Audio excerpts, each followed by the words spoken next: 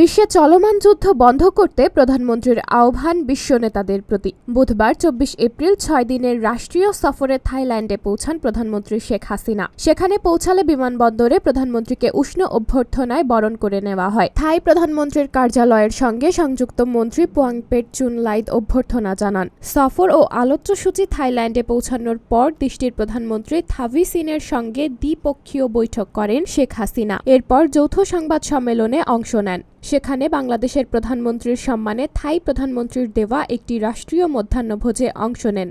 বৃহস্পতিবার ২৫ এপ্রিল সকালে থাইল্যান্ডের ব্যাংককে এশিয়া ও প্রশান্ত মহাসাগরীয় বিষয়ক জাতিসংঘের সামাজিক ও অর্থনৈতিক কমিশনের সম্মেলনের সময় শেখ হাসিনা বলেন, রাশিয়া, ইউক্রেন, ইসরায়েল, ইরান ও ফিলিস্তিনের মধ্যকার যুদ্ধ বন্ধ করতে বিশ্ব নেতাদের প্রতি আহ্বান জানাচ্ছি। কারণ যুদ্ধের ভয়াবহতা আমি জানি। বাংলাদেশ কোনো যুদ্ধ চায় না। আলোচনার মাধ্যমে যে কোনো সমস্যার সমাধান করা সম্ভব। সম্মেলনে রোহিঙ্গা সংকট মোকাবেলা এবং মিয়ানমারে অভ্যন্তরীণ সংঘাত নিয়ন্ত্রণে আসিয়ানকে ভূমিকা রাখারও আহ্বান জানায় শেখ হাসিনা।